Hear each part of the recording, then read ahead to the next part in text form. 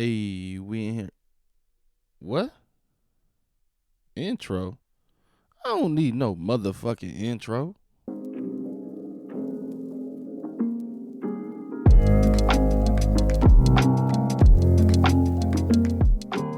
Welcome again, y'all, to the House of Soul podcast. This is episode 2. Finally got the name, House of Soul. Thank you guys for being here. Please follow me on all the social medias for the House of Soul to get all the updates on everything that is this podcast.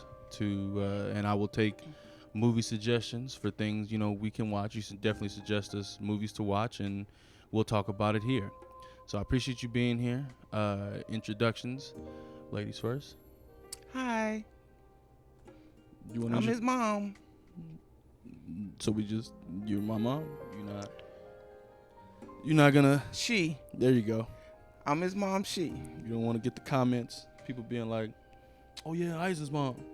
In the comment, "Oh, Isaac's mom." Like you want a name, but we got it. I'm she. And this is Eisen, of course. Thank you guys for being here. It's much appreciated that you guys are here.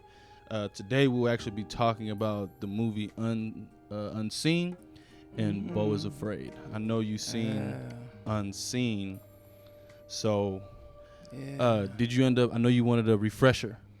I didn't, but that's okay because it's points of it that I do remember that stuck out to me. Okay. I'm telling you, sometimes movies make me so mad. You think that was one of them? Yeah, the foolish thing. Not to say foolish things that they're doing, but But anyway. Yeah. So before we get too deep into it, this movie Unseen came out 2023. I think it went straight to a streaming service. I don't think it was in theaters. I'm not sure. I'd have to look up. It might have been in theaters. I don't know. But anyways, it is starring Midori Francis, which is the girl, the Asian girl, the thin one who was the running one from her boyfriend. Glasses. Yeah, the glasses couldn't see. Okay. And Jolene Purdy, she was the worker at the clerk at the gas station or convenience store. All right.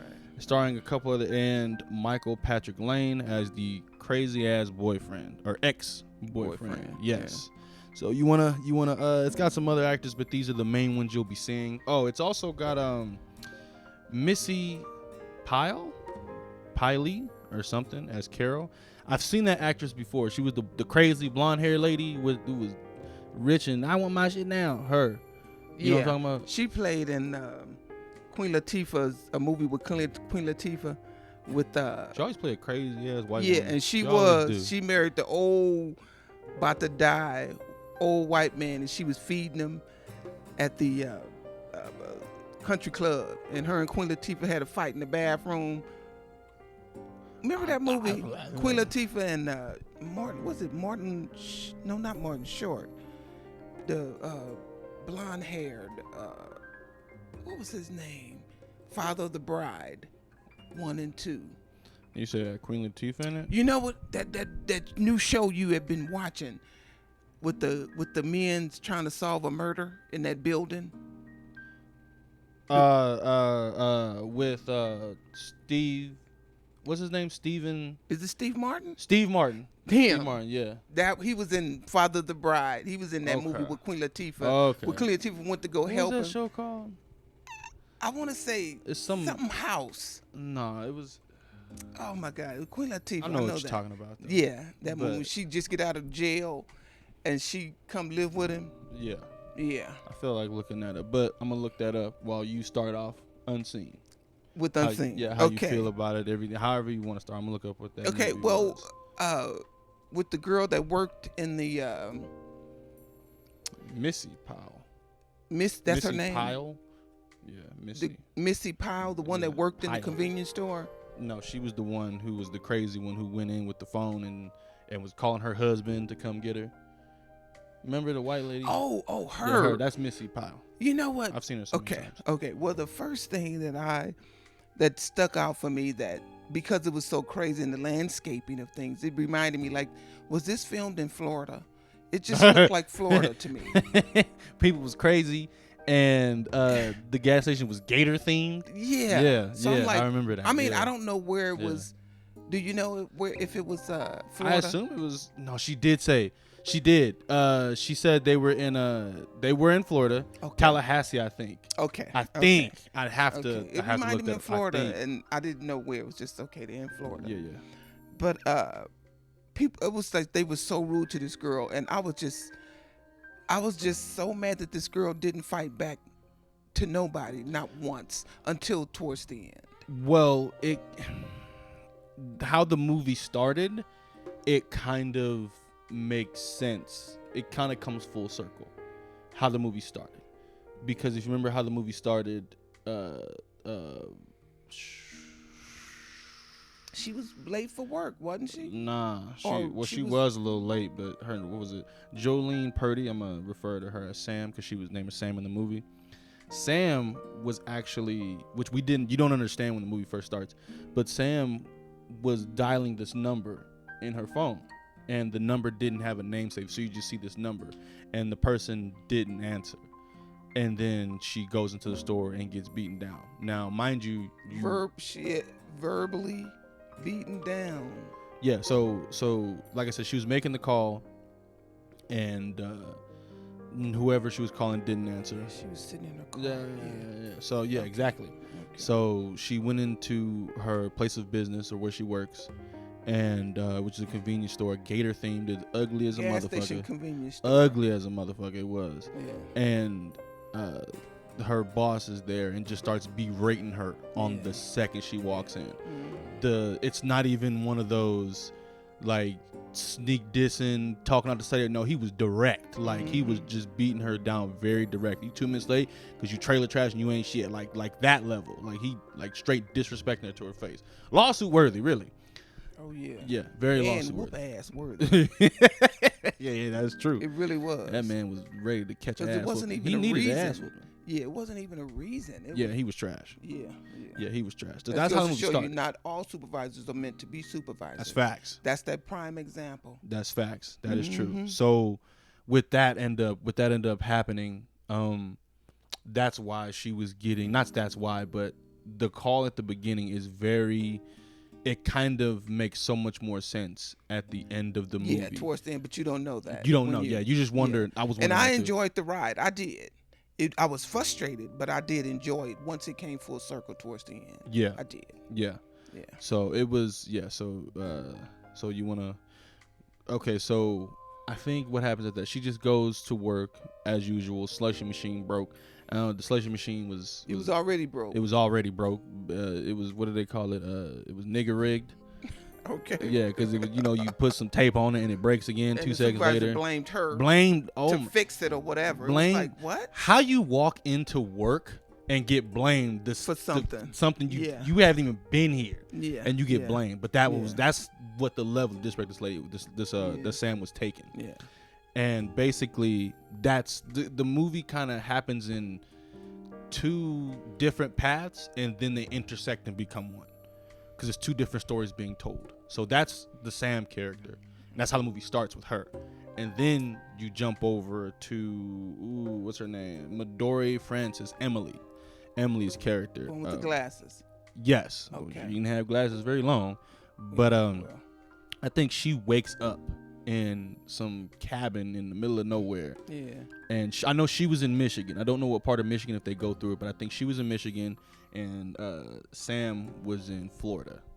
But what happens is when she's in Michigan, she wakes up in a cabin and some dude is like being stupid creepy. I think she's tied up with zip ties. Yeah, she's zip tied up, and it was kind of insane because he was like that creepy. I think I knew very quickly because he was talking to her. He's like,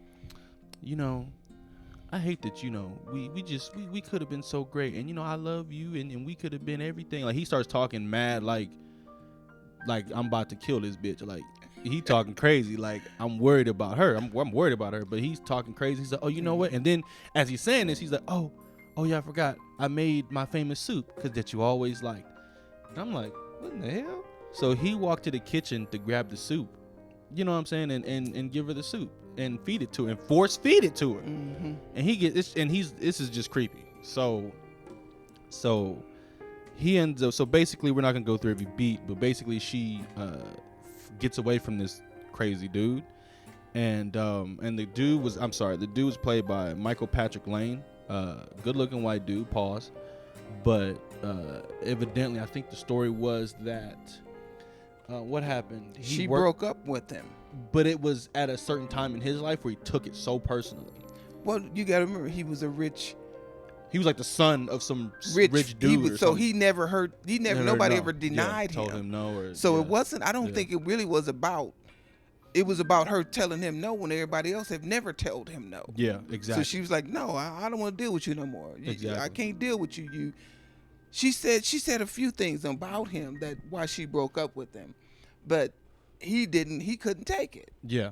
He couldn't take the rejection because being wealthy and always hearing yes, it was like, wait a minute, nobody ever tells me no. So exactly. He went off the deep end. Yeah, he went off the deep end with her no. Yeah, because it does tell you in the movie that he specifies that I think it was he done something and basically his dad fired him or something. He lost a job with the family or his family went broke. Something happened, and then right after she broke up with him. Which I will say is the worst time to break up with someone like that. But I mean, but that could have been her last straw. That's true. Because you never know how he handled acting. it. Yeah, how he handled the loss. When it's a last straw of somebody, it's like, this is the last straw. That's true. It ain't just it wasn't just about this because they had been together several years, right? I don't remember how long they said. She did mention I think they were together a couple of years. Yeah. So it wasn't just that one incident. Yeah, it was. Yeah, it was a culmination of things. Yes, it definitely was. Absolutely. Yeah, but but I tell you this, she did not know his ass was crazy. I know that. No, I think she knew, but she didn't think he was gonna go this far. Okay. Because I'm telling you see crazy. Okay. You see a little bit. You see it.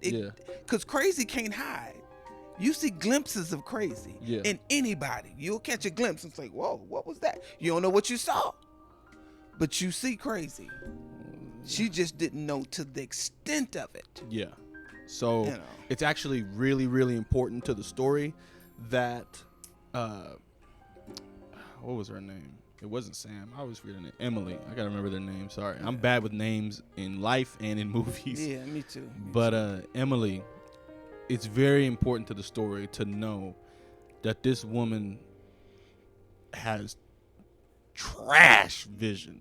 Oh my God, she is blind. She's halfway blind without glasses. Which is funny because the movie kind of portrays what the movie does to portray, which I think is pretty clever, but I don't think new. But the movie does when it kind of shows what she's seeing, it kind of is using like a camera out of focus. So if I'm led to believe that this character's vision is that bad. It shows her glasses early in the movie, and then they break, and then blah blah blah. She has no more glasses, but it shows her glasses. If her vision was that bad, she would have bifocals on. Oh, them glasses be. I think I would have, because it didn't look like she was no broke guy, no broke girl. She was a doctor or a nurse. So she could have had her eyes, not to say fixed, but LASIK vision. She got LASIK. Yeah. But she said that in the movie too. She says, "My mother always wanted me to get LASIK, but she decided not to for whatever reason." But she had told one of the characters that she should have got LASIK. Okay. Anyways, it was probably that mom and daughter struggle. Yeah. Now that I look back and why she didn't want to get it, my mom told me I should, because so she was struggling with her, that daughter. That I don't know. Yeah. But the daughter. No daughters. Yeah, I don't have any daughters, so but that struggle that they have for independency. Yeah. So. Yeah, exactly. Yeah, but basically, it's very important to know that she can't see. So basically, what happens is, while she escapes with her phone and her broken glasses, if I remember correctly, and she's still zip tied too. And she's still zip tied. Her hands are, but not her feet. Yeah, not her feet. So she's running. This girl moving. So she pulls out her phone and sees a missed call. Guess who it is? Sam. So I'm thinking, okay. So she calls the last number. I think she can barely see. Yeah. So she just clicks like the first number that she can make out, if anything. And I assumed they knew each other. That's what I assumed. You assume they know each other? At that point. Well, no, I didn't assume that. No, I did. Because if you call somebody, because They showed the number she called. But it didn't have a name on it. Yeah, but still in the beginning of the movie. But that's what I'm saying. But if you think about today's technology, when I call you, my number doesn't come up. My name comes up. You save people's numbers who you know as names in your phone. Okay, I didn't think. That's I'm old school. I didn't think okay, like that. and that's why I thought when I seen the number and it was no name, I was like, oh, you don't know. She's calling someone she doesn't know. Okay. So she dials the number back to what they call it back in the day, star 69. Yeah, she star 69. Star 69. Yeah, but she did yeah. But that if we talk old school. Yeah. So they Emily calls and then Sam picks up, and basically she's frantic. Like, look, my ex-boyfriend is tripping. He hunting me in the woods like I'm some type of deer, and I'm zip tied and I can't see not a goddamn thing. Please, I need you to help. And Sam is very timid. Like I said, like we talked about, she gets beaten on multiple times throughout the movie, like berated and just gets tongue lashings by multiple people. Yeah. And asshole people, to be God honest with you. People you wish kind of would get chopped up in this movie. I'll be honest with you. And her character was the kind of character that if you was her mother, you would want to protect her. Yes. You come in kicking ass, knocking down doors, and taking names. Exactly. Yeah. So that was actually pretty interesting about the movie. But they call, she says, I need help. You got to be my eyes. I can't see nothing. So basically she flips, what she does is they video call each other, and she flips the camera, or Emily flips the camera to look in front of her and holds the camera in front of her. Which I thought was quite clever. Yeah, that was clever. I don't know how usable that really is in the woods. In the real world. For a movie, it worked. But yeah. So basically Sam can see what she's seen and tell her where to go and how to find civilization and help from this dude. Now, ex-boyfriend's still hunting her the whole time. Yeah. And basically it's Emily's trying to get away from her boyfriend and find an escape, while Sam is trying to help her and deal with the bullshit at her job. Yeah.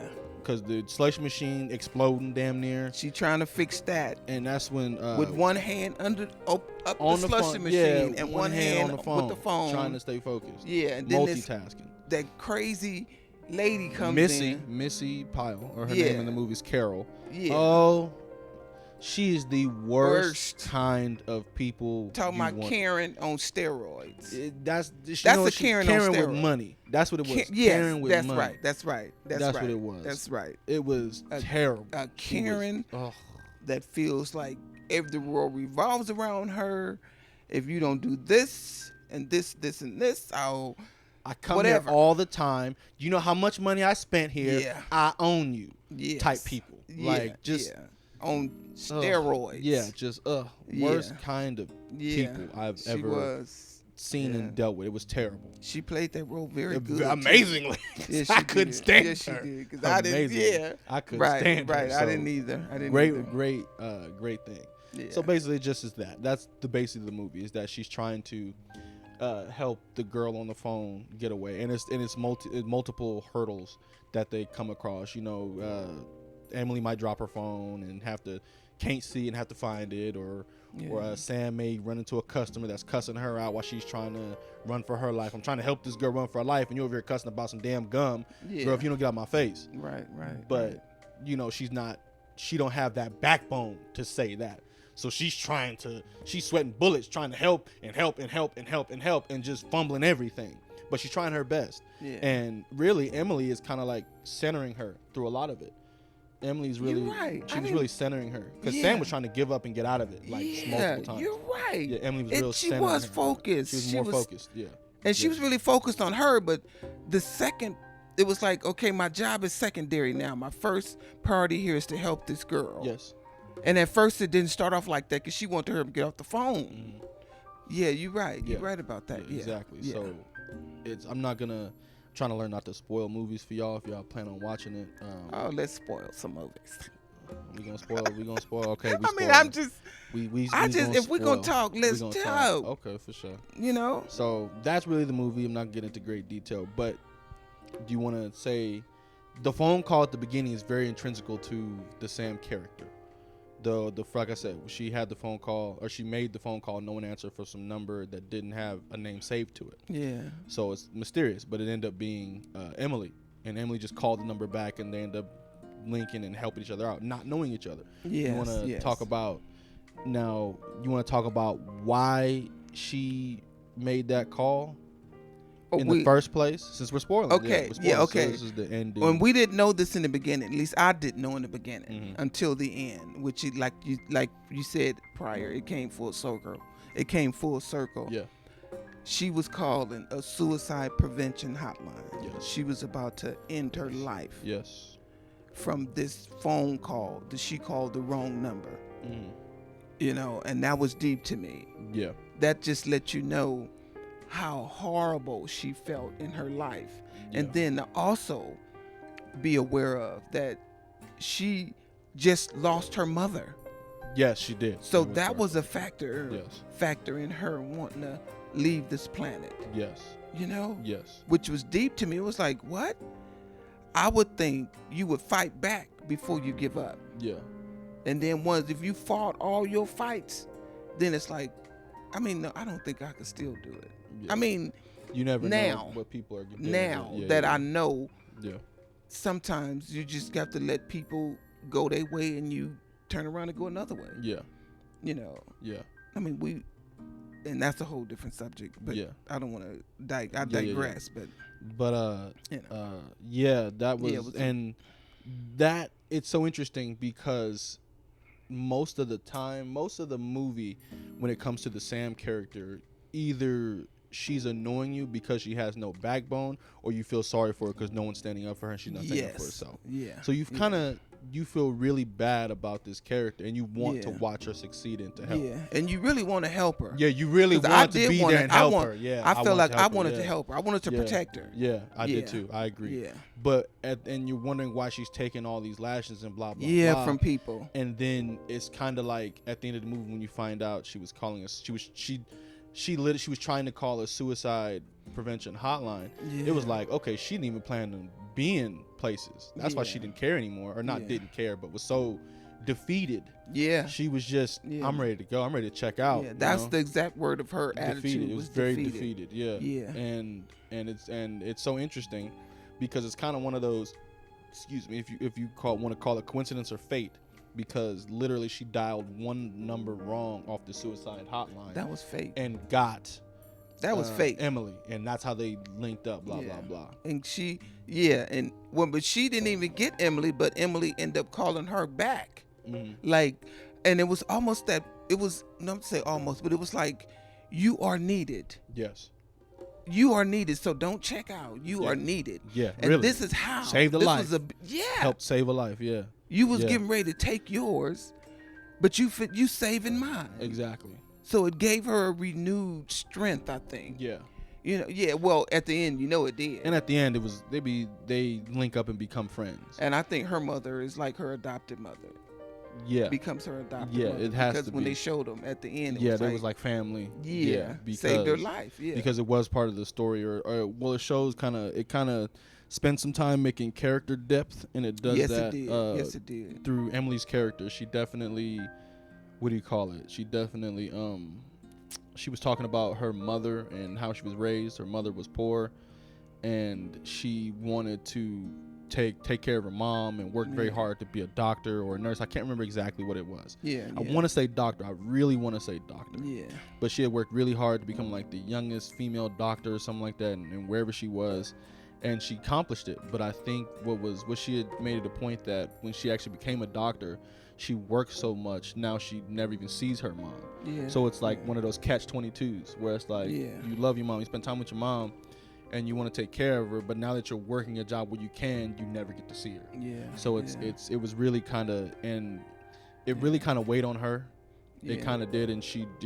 I mean, it's one of those things, you never think about till you're told you're gonna die, and then you're like, I should have done different. I should have done. Your time is coming close. Yeah. It's like, okay. I should have done better. I should have seen my mother more. It was like that, and because they have very. Because it was just them two, her and her mother, right? That's what it was led to believe. Yeah, there was nobody else, just them two. It was them two, and the mother wasn't really in the movie until the end for the credits, I think. Yeah. So she's not even a character, I think that. Yeah. Right. But yeah, it was very, and the movie consists of like her trying to escape the dude on the phone, and then in quiet moments they're kind of sharing personal information to get to know each to other. keep going. Yeah, to keep going, to keep going. Mm-hmm. So it was really interesting. I mean, yeah. If I had to say anything, now that we've been over the synopsis of the movie. Well, don't forget when they all came strapped. Didn't that when she stole the ladies? Well, I didn't want to give. I didn't want to give every. I didn't want to go scene by scene by scene. Okay. Because well, we won't go scene by scene, but she do end up fighting back towards. Yeah, at a certain point, she backs in the corner and has to do it. Back. And really, it's not even that she fights back. That's why I believed it was Florida, because everybody was strapped. Like a mother. And they came in there. That guy had a machine gun. He came in with an AK. What the hell? Dude came in with it. If I remember, it was an AK. Yeah. Or at least an AR-15. It was one of them. It was he like, came in what? wild. That's why I believed it was Florida, because everybody was strapped. Crazy. Yeah. Okay. All right. Yeah. Okay, but anyway. But she does fight back at a certain point. But it's kind of like she holds them off. She holds the tide back long enough to. All she had to do was kill time. Yeah. So that's what happened. Yeah. But all in all, how I feel about this movie, because we've been talking about it for a while, I really enjoyed. You know what it is? I don't know. I'll say this: as much as I enjoyed the ride. I did. I enjoyed the ride. I'm not gonna say it was a great movie in my opinion, but it was. I think, like I said, I think it went straight to streaming services. I'm not sure. I'd have to look up which streaming services it came on. I know. Yeah, I gotta look up how. I don't think it was in theaters. I'm not sure, but basically, it was a watch on Prime Video. So it says it's on Prime Video. But anyways, I enjoyed it. It was a nice little popcorn thriller movie, cat and mouse thriller movie. It wasn't horror. It had a little bit of gore, but it wasn't nothing crazy at all. But it was a nice thriller. It was a nice little popcorn. It's one of those, I hate to say it, but it's one of those when you turn it off, you got about 3-4 days to remember it. After that, it kind of falls into that I done seen it but can't really remember it like that type movies. So I believe it's worth a watch, but I would watch it strictly for entertainment value. I wouldn't say this is going to be the starting of someone's career. This is a beautiful. No, it just was.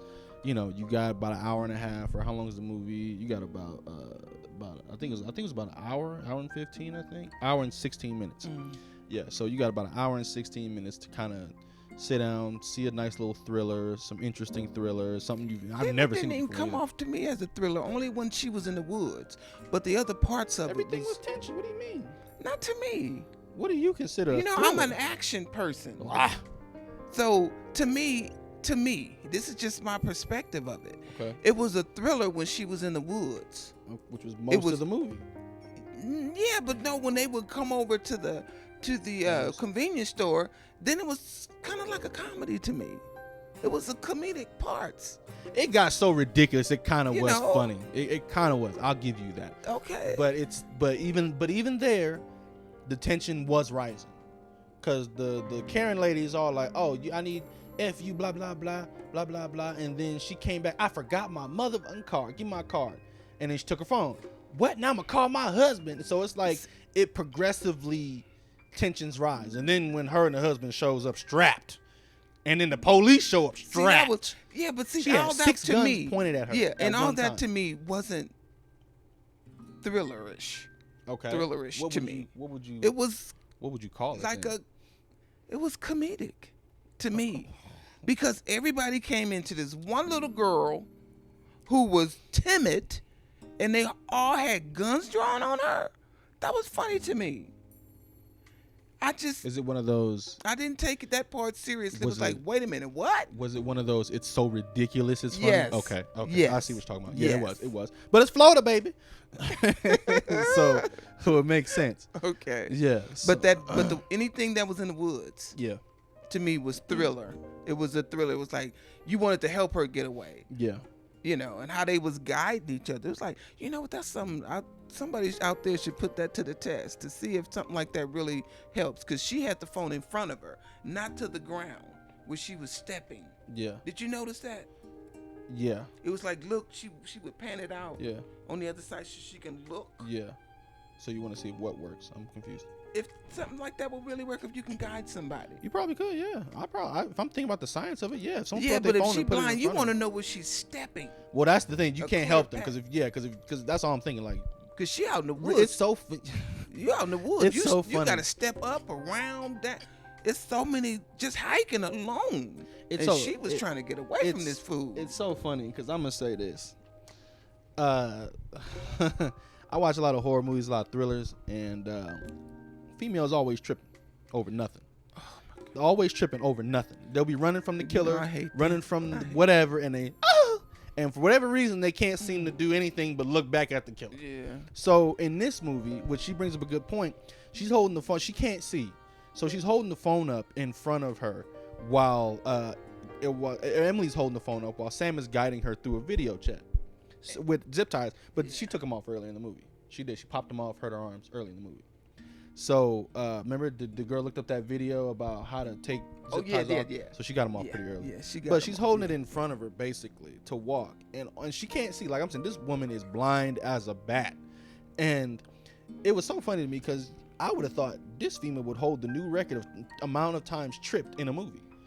I know. Yeah, she would trip everywhere. She couldn't see nothing, and she's got the camera pointed in front of her. Yeah. So she'd be tripping, and she's in the forest, in the woods. Yeah. Oh, she'd have fell a million times. Yeah, rocks, stumps, right, everything she'd have fell. Just stepping. I don't remember her falling really, but twice, maybe. Right, maybe. Right. Nah, she'd have been falling all over the place. And that one major one when she hit her head, and he seen her down there, and then he went to. I guess he went to go by the river. Yeah, I guess he went to go get something to get his gun. He was enjoying. I don't know. Yeah, he was enjoying it, and he was creepy as hell too. Sick. He'd find the location, like he'd find out like, oh, she's in this area, like he'd know she's in this area through whatever. He was tracking her like an animal. Yeah. So when he would find an area, and then when he kind of was like in his mind like, yeah, I know she around here, he'd turn up the nostalgic song They Love Together on full blast on his truck and started looking for her. I'm like, this dude is crazy.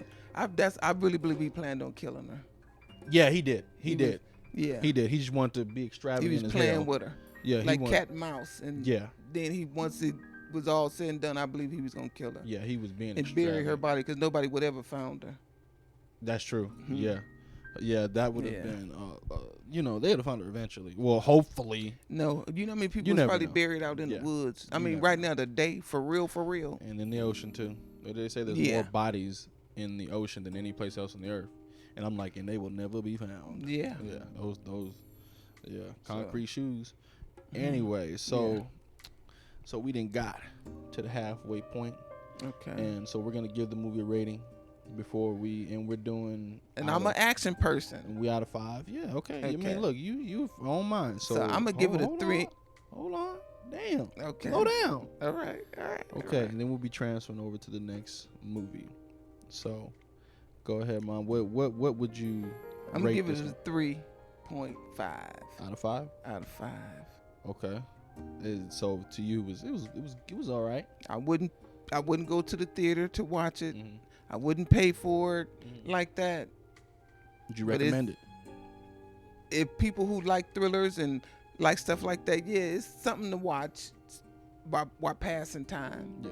I could watch it while I'm in there cooking dinner or I'm doing something else. I glance over at it. That's just me though. Yeah. Okay. And I would personally give it a 3. I'd recommend it more as a time. I gave it more than you. Yeah. I think of this more as like a time killer. Yes, absolutely. That's why I said cooking dinner. Yeah, exactly. Yeah. It's a time killer. So I give it a 3. Yeah. Because it wasn't a bad movie. It wasn't shot bad. Yeah. It had an interesting premise. It was. I can tell the person who wrote and directed it. If it's 2 different people, they have some creativity. Yeah, they do. And these were new faces to me. And I always enjoy seeing. I can tell the budget wasn't high, but it was new faces. Yeah.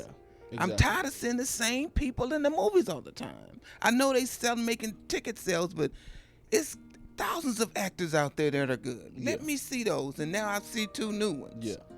I enjoyed it. I agree. So, 2 new faces. Yeah, so and it was, like I said, it was a lower budget, so a lot of the people I've never seen in movies, except a couple people. Yeah, because it was just 2 locations, huh? The woods and the convenience store. Yeah. And even like I said, even when it comes to the actresses and actors, they were all maybe B, below C, which is no disrespect to them. It's just I know they can't ask for Will Smith money when getting the part. I know they can't do that. But they were good. They like I said, nobody's acting was really bad. Yeah. There's nobody that I really can say, oh, this character's acting is so terrible. The worst actors were the police, I think. But they were in the movie all a minute or two, Yeah. but I could just tell these fools were. That was my comedy part when they all. Yeah, no, it That was my yeah, comedy yeah, part. It was exactly. like, and I did enjoy. I believe the character of the convenience store girl. Yes, I yes, enjoyed did her too. acting. I really believe both their characters. They Well, weren't. the girl in the woods, I believed her, but not as much as the one in the convenience store. Yeah, So, yeah, say it like that. yeah, exactly. Okay, so we're moving on to Beau is Afraid, the third full feature-length Ari Aster film that my mother here did not see. I went and seen it. I go to the movie so much, I got a free ticket through the rewards and everything, so I went and I seen Beau is Afraid. Now, I'll start by saying I am a huge Ari Aster fan. I love his movies. His movies require so many watches to get everything. Because he puts so many puzzles. You'll watch the movie and find out the overall movie is about, I don't know, let's just say for the sake of my argument, the horrors of capitalism or whatever, right? And you'll be like, oh, okay, you'll get it. But then you watch the movie again and you'll see like a coded word on someone's wall. Some character was going crazy and they wrote on the wall. And then someone who freeze frames the movie can see all the symbols. And let's say the symbols about some story that happened in 1930 where a company got so corrupt and powerful that it ended. Like, he does that kind of things in his movies. Well, no, other people do that. I've seen that. No. Other people, no. I'm not saying it's a new thing. I'm saying his movies are jam-packed with them. It's what do they call Easter eggs? Okay. It's so many Easter eggs in his movies that you can watch his movies 10 times and find something new every single time. Okay. And they're so in deep. Now, this first couple films I've seen, not including The Strange Things About the Johnsons, a short film, but which was Hereditary. Just don't bring up that movie. Hereditary and Midsommar. I enjoy both those movies. Hereditary is a classic movie. Midsommar is a classic movie. I'm not going to go too in depth about those movies, but those are his first two feature-length films. This is his third one, Beau is Afraid. Now, those were horror movies. Beau is Afraid is this movie. I'm gonna be honest with you. Let me read the synopsis. What's his first. name? The guy. The director? No, the actor. Joaquin Phoenix. Oh, I love him too. He's an amazing actor. In Gladiator. Good. Yeah, he's good. He was good. He was good the in person I loved hating in Gladiator, and that's one of my top 3 movies is Gladiator. Of all time. Of all time. I ain't mad at you. That's in my top 3. Okay, yeah. So I'm gonna read the synopsis of the movie on IMDb. Following the sudden death of his mother, a mild-mannered but anxiety-ridden man confronts his darkest fears as he embarks on an epic, I don't know what that word is, Odyssey back home. KFKA, Kafkaesque. That's what the word is, Kafkaesque? Kafkaesque. I've never seen the word Kafkaesque before, and it took me a second to read. I don't even know what that means. Kafkaesque. It's a form of. I think Kafka is. If I need to. Is I a form do of my visual homework. effects or something. I'm gonna do my homework real quick. I've never seen that word. Never heard that word before. And people create words. But no. I got some words I'm gonna create. Yes. Okay. Yes. So it originates from a man. I don't know what he was, a writer. I have to do homework on that. So excuse my ignorance. But Franz Kafka, and he basically created horrific, a fictional world of oppression and nightmarish qualities. He was very Kafka-esque. Yeah. So normally, he's at this point, he's culture at this point, because when people talk about like movies or horror or even like horror shows or different things that are very oppressive or very like very very dim, people will use the word Kafka-esque because it's like Kafka-esque. Like what esque mean? Like people use. Yeah, I know. I know. It's like I know. So similar. Kafka-esque. Yeah. I understand the esque part. Yeah. But I've never heard that word Kafka. Never seen it before. Franz Kafka. Yeah. Yeah. I've heard it being said before. Kafka. Well, of course you don't watch horror and scary stuff, so that's the only time it come up is in horror movies. The word Kafka. Well, because That's the thing, because no, it can come up in other things, but Franz Kafka always makes horrific images. So when you use Kafka as, so it's he referring named to him. him. Oh, His name was Franz Kafka. He got a genre like basically, named after yes. him. Yes, basically, yes. Oh, and it's not really a whole genre. It's a word using like right. his stuff. Yeah. How long have this word been? It's been used for years. I've heard that when I was. I heard that word when I was a kid. Oh, I didn't never know what it heard meant. that No, word. I've heard it a lot. Yeah, All right. As a kid. All right. So, anyways, yeah. Get back on. That's what the synopsis of the movie. And that's all you get. Now I'm gonna tell you, I seen this movie. I don't know what the hell I seen. I don't know. I don't know what I seen. Did I enjoy? Look, there was not a single point in the movie where I was uninterested. There wasn't a single part. I was very interested. It was very busy, huh? Not even. It wasn't busy. When I think busy, I think there's a million things happening at once. Right. The first 30, 40 minutes of the movie was busy. It was a lot to take in. Okay. But after Bo leaves home, it's an odyssey of self-discovery, character discovery, love, hate, fear, anxiety, betrayal. This movie is a little bit of everything in one movie. Okay. But I'll say this. This is one of those movies I've heard people either love or hate. You either love or you hate it. There's no in between. First of all, this movie is 3 hours long. 3 hours long. So it's a sit down. And I'm going to tell you right now, not only is it a sit down, you have to pay attention. And Ari Aster, like we spoke, he's never upfront with his messaging in movies. It's never just in your face. He doesn't just give it to you. You have to do digging and understanding. So this movie requires you to pay attention and to kind of think about things throughout the entire movie. Because I'm an action person, do you think I would enjoy the Hell movie? no.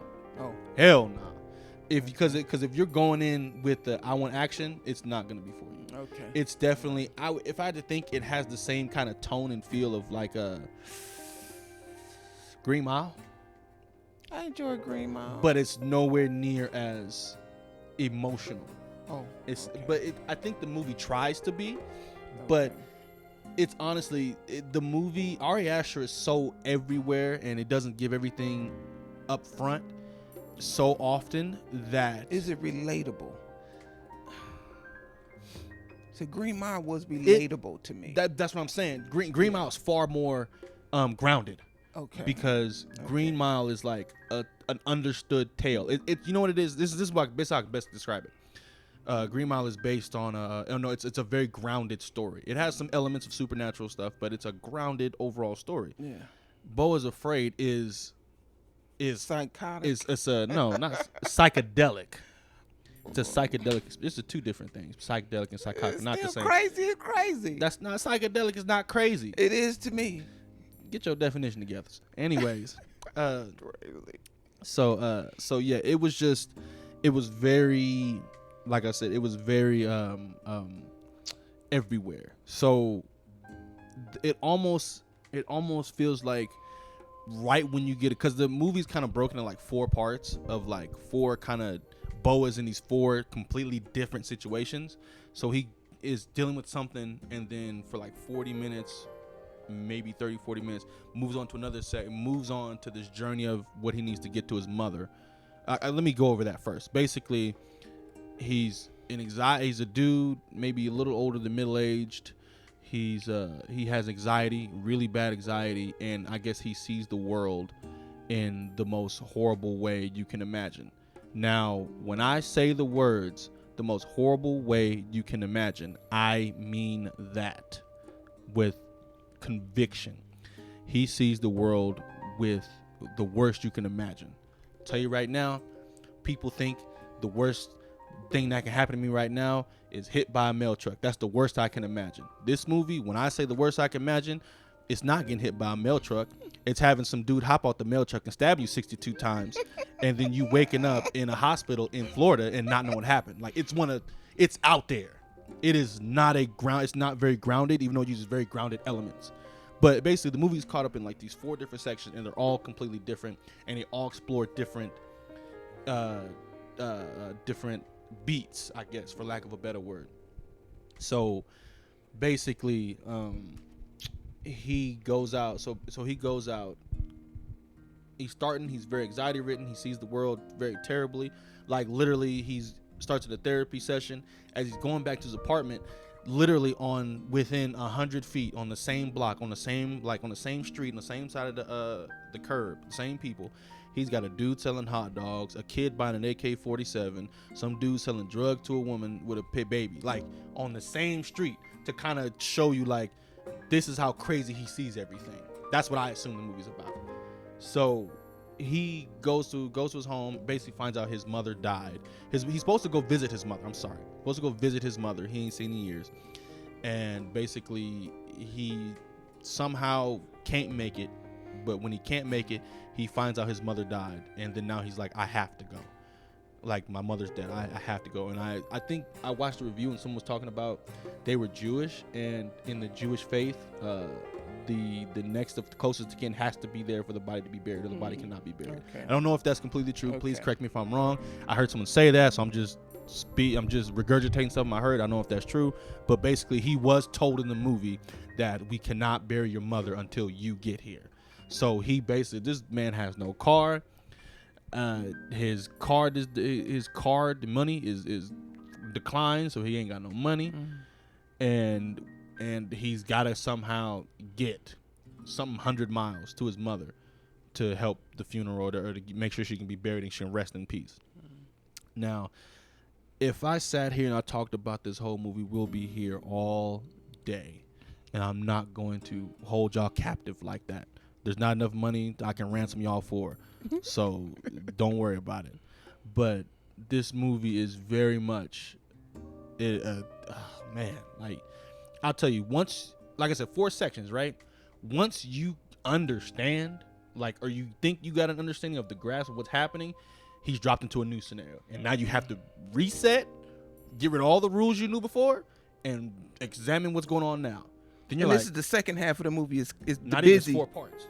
It's kind of 4 parts. Is this a busy part though? The first part was busy. The first part was pretty busy. When he leaves and he gets in the house, he gets taken care of by this weird family of doctors or medical workers. I'm sorry, and that part isn't really busy. It's eerie. It's like, what is going on here? Like, these people are weird, and I can't put my finger on why they're weird. Okay. And then when he leaves that, it's self-discovery. It's peaceful, and it's when he's in the forest with the people. They live off. They're like hippies. They live off the grid, and they perform plays in the middle of the forest, and they just live off the land type Was things. that when he was the most happiest? It felt like that's when he was doing the most self-discovery. Okay. Because first of all, that was the most beautifully done part of the movie. It was so many colors, how they were able to take this stage and turn it into a I can't think of the word, into a scene into the movie. Because you think of plays like, cheap trees and bushes just for the background while the character, it's all about the acting. You see a play, it's normally about the actors. But when it flipped and he's taking his journey, everything he's doing is how the play is. So you think the crayon green bushes or the crayon green brown, painting over it or whatever, like how it looks on plays, that entire thing becomes the world around him. And he's journeying, and it looks some fantastic. Kind of cartoonish type of thing. Yeah, cartoonish, but it looks beautiful. Okay. And I wonder what they call that. I know what you. I don't know. About. Yeah, I don't know what they would call it. They call that something. I'd never seen people move funny. Yeah, but he was moving normally.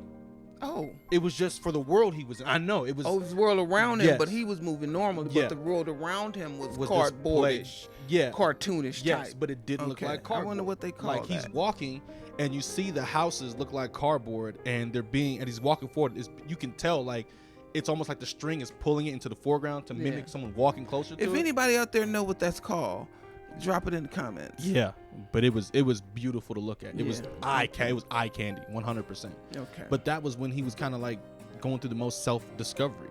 Okay. He was discovering, he was looking into himself, and I guess what his heart desired, which I really don't even fully, like I said, this movie is going to require an explain and an ending explain. This is one of those movies you see, and if you enjoyed it, you're going to want to do homework on it, like to catch everything in it. This is, anyways, he goes from that part that was the third part, to the fourth part, the last part, when he gets to his mother's house.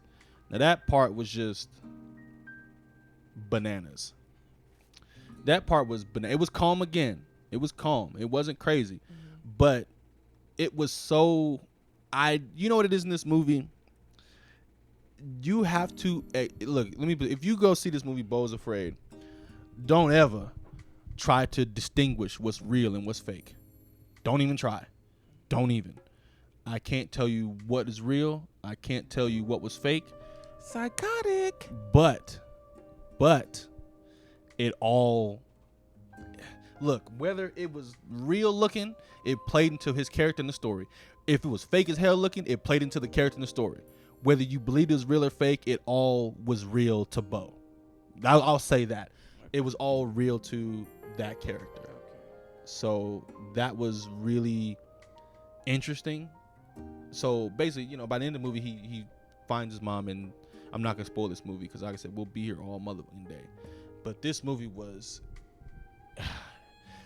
what someone say, Ari Aster at this point, he respects what Ari Aster does, but he's very long-winded with his movies, and he is. Ari Aster is very long-winded with his movies.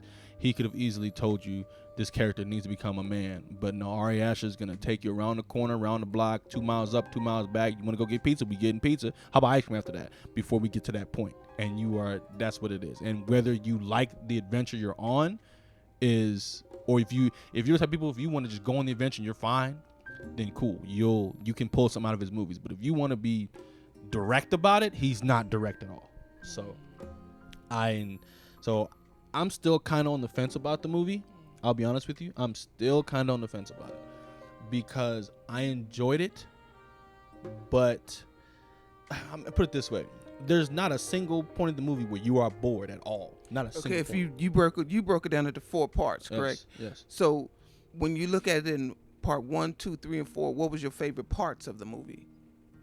1, 2, 3, and 4. Ooh. 2 and 4. 1 and 3. I think my favorite was the third part where he was with the play people in the forest. And if I had to rank them, that was my favorite one. My second favorite was probably the last part when he's with his mother, because there's so much. Because that's when everything kind of comes full circle and you get to see,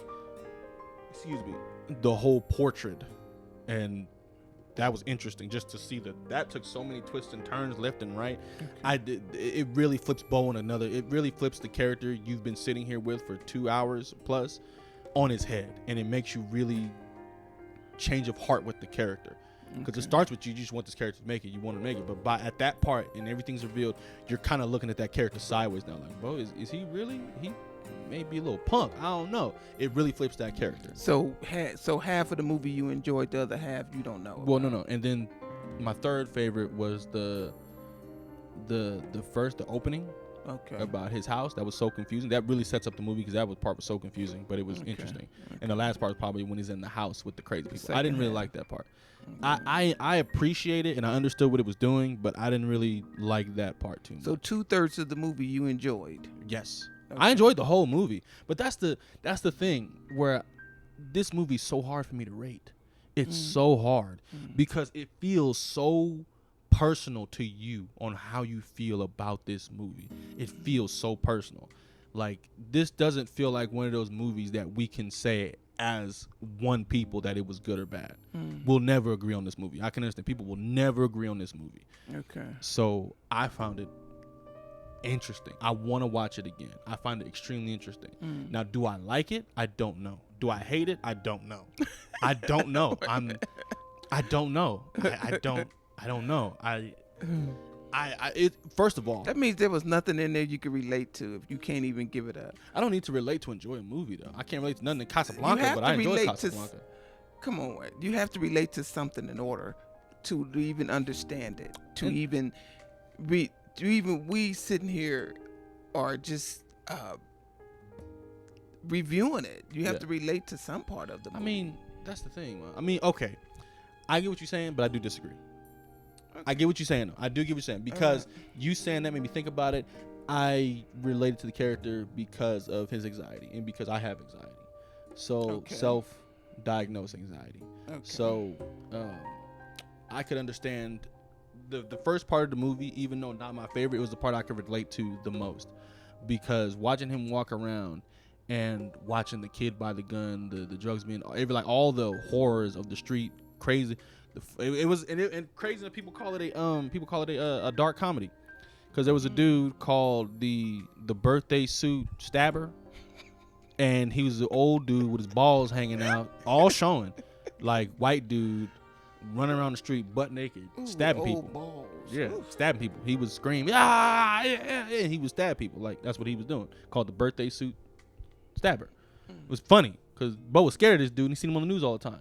So I was like, what in the hell is going on here? But I related to a degree because when I feel very mild anxiety, but I can kind of see what he's saying. Everything seems like a threat at all times. And it's a feeling, even though you can be in the nicest restaurant with the biggest of security, you're so laser focused on everybody because something in your gut tells you something ain't right.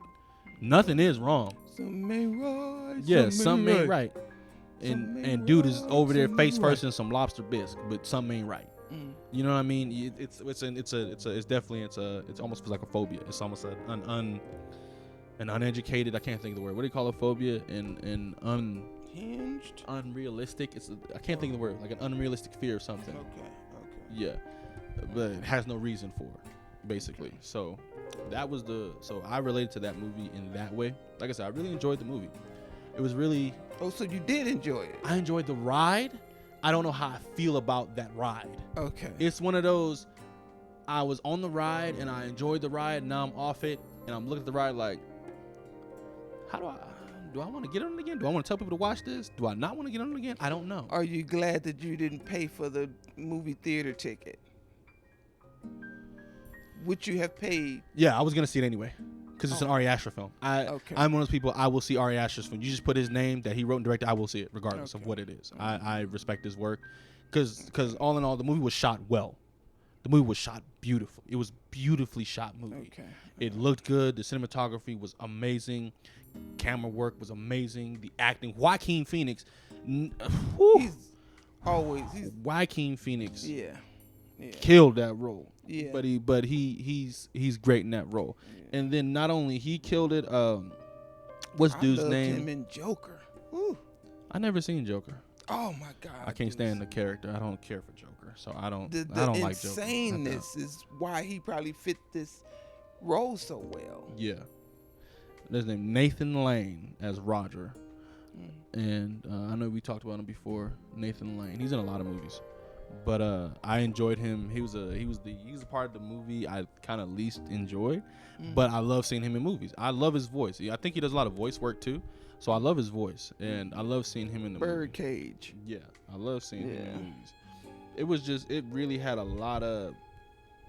If I can go over all the actors, but I'm sorry, I'm still not too versed on all the actors yet, so I'm still learning that. So I wouldn't say it was star-studded, but it had a lot of talent. It had a lot of talent.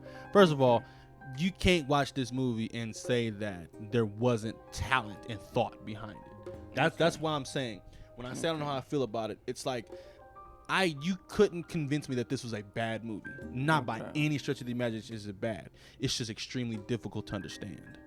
Unless some people will say, oh, well, I just don't like it, which I get that. Maybe you just don't like that style of movie. Maybe you don't want that. But to me, I can easily see like people watching this and just being like, what the hell is happening? This don't make no sense, man. F this movie and being out. Like, it don't make sense. And even me, it didn't. It makes sense, but it's so vague, and I understand that I need help putting the pieces together with this. I do.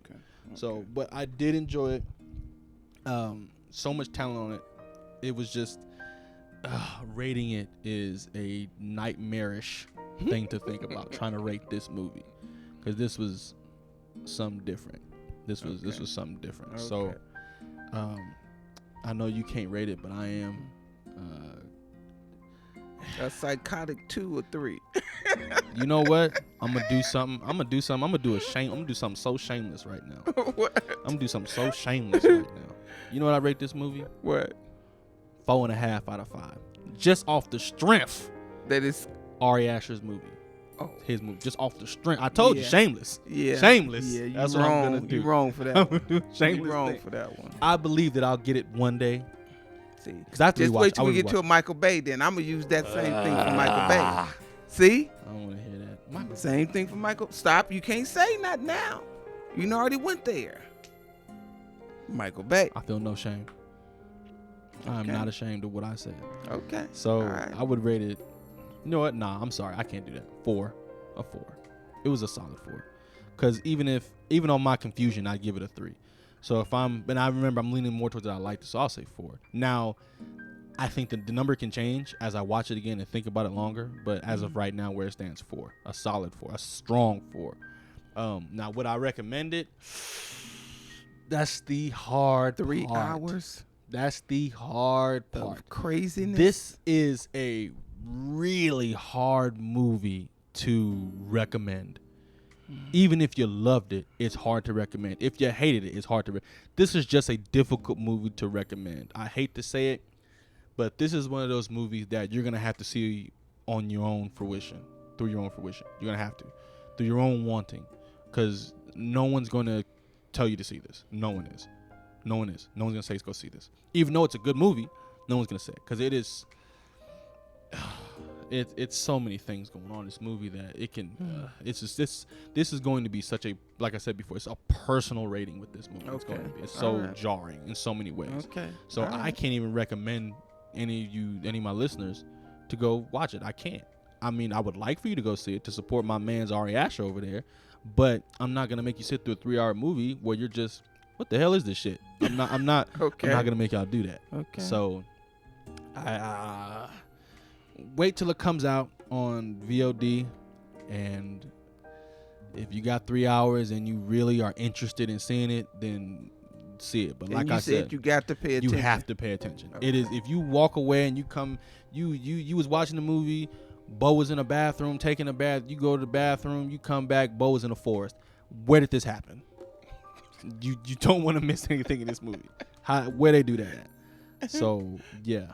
So anyways, we've come up on our time limit right now. Okay. So next episode we will be talking about The Haunting of Hill House. I know we're late. I know we are. I struggle with horror. I love horror movies. I struggle with horror TV series. I struggle with that. Yeah. When I watch a horror movie 2 hours, fine. I kind of enjoyed that one. The Haunting of Hill House is a TV series, and they're all an hour like an episode. So that's 10 hours. That's so much more of a time investment. I struggle more with series than I do with movies. And then we should go over episodes on that instead of the whole thing together. You want to do like a whole podcast, like talking about? Yeah, you know what? We'll do that. That'll actually be a good idea. Yeah, so I was gonna split the whole season into 30 minutes, but you're right. That whole series kind of deserves its own episode. Yeah. So we're gonna film that later on and get that in. So stay tuned for next week, because we will be talking about The Haunting of Hill House. Okay. And we will be talking about that, because there's a lot to talk about and digest with that, a whole lot. Right.